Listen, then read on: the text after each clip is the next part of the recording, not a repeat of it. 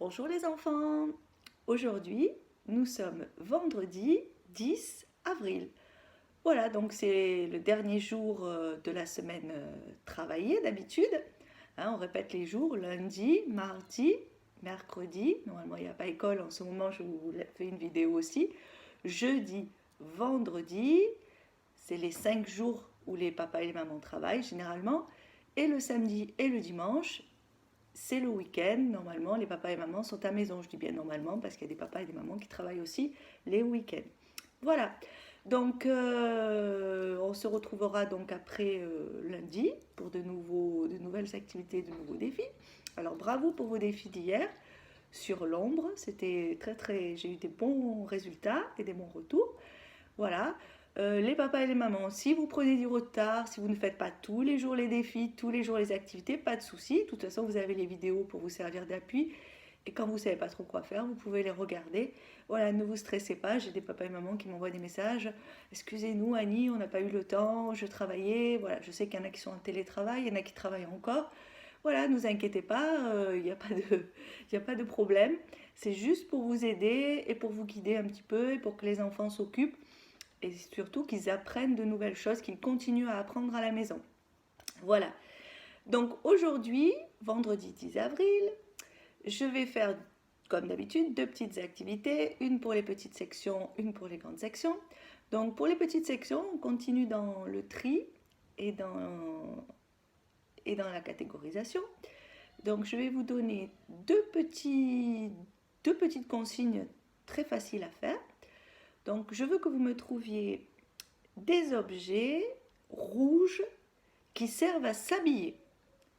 Des objets rouges qui servent à s'habiller, à se vêtir. Voilà, donc vous me les mettez dans un petit coin, vous prenez une photo. Et c'est pas tout, des objets verts qui servent à jouer, avec lesquels on peut jouer. Voilà, donc vous avez deux petits tas à me faire. Des objets rouges qui servent à s'habiller, à se vêtir, et des objets verts qui servent à jouer. Qu'est-ce qu'on peut? Voilà, à vous de voir et de retrouver chez vous des petits objets rouges qui servent à s'habiller, verts qui servent à jouer. Voilà, donc là on catégorise tout ce qui est jouet, tout ce qui est vêtements, et on rajoute le critère de couleur en plus. Voilà, donc ça, ce sera pour les petites sections. Pour les grandes sections, je vous propose aujourd'hui, on retravaille sur les lettres parce qu'il faut absolument que la correspondance soit bien acquise pour le CP entre toutes ces graphies de lettres, que l'alphabet soit su.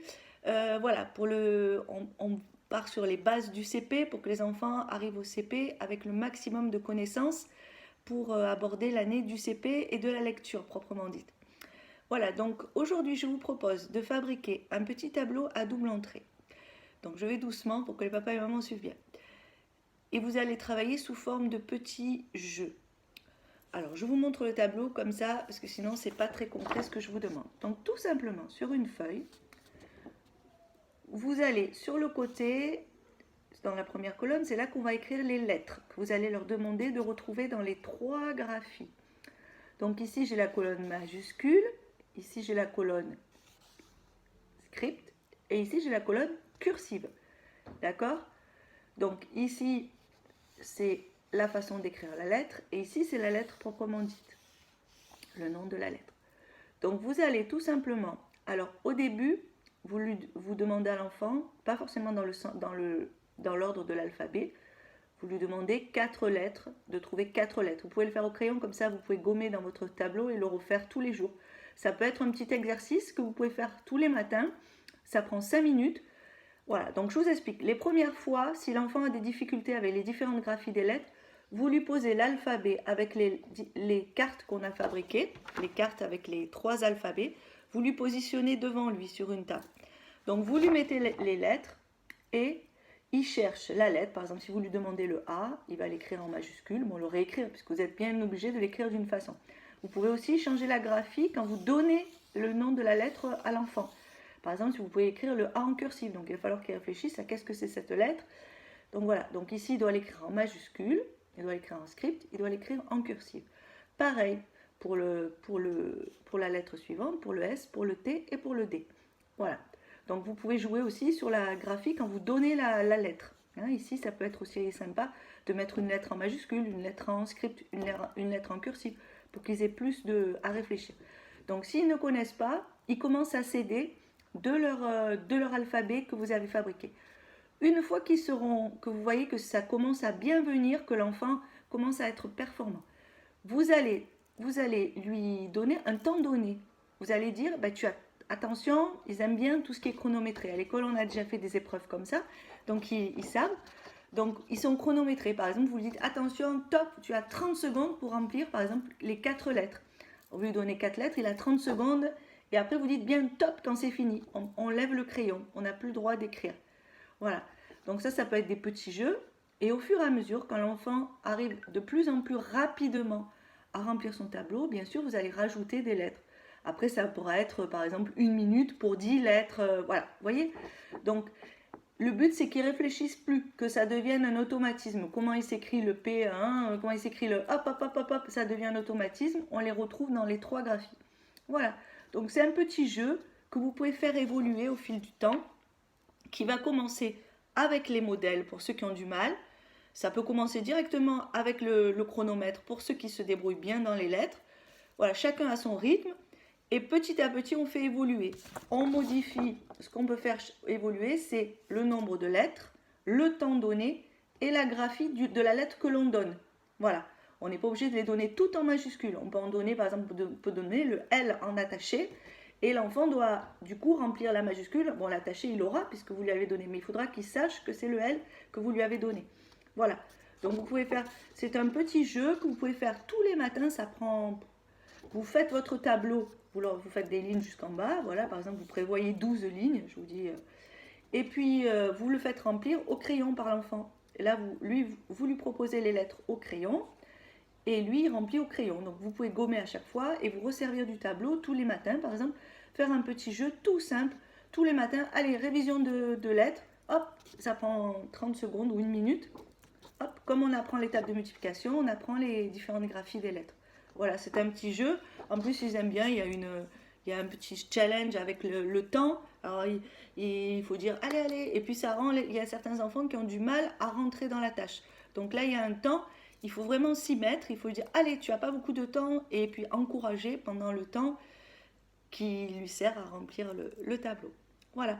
Donc, c'est un petit jeu. Vous pouvez le faire. Ça peut être récurrent tous les matins, par exemple, pour vraiment que ce soit, pour que l'acquisition et que surtout ça soit consolidé, que ce soit pas acquis juste quelques temps et puis après pouf on oublie, on ne sait plus. Hein, vous pouvez le faire, ça peut être récurrent de temps en temps, alors, pas non plus le harceler tous les matins, tous les soirs avec le tableau, mais ou tous les 2 jours ou voilà.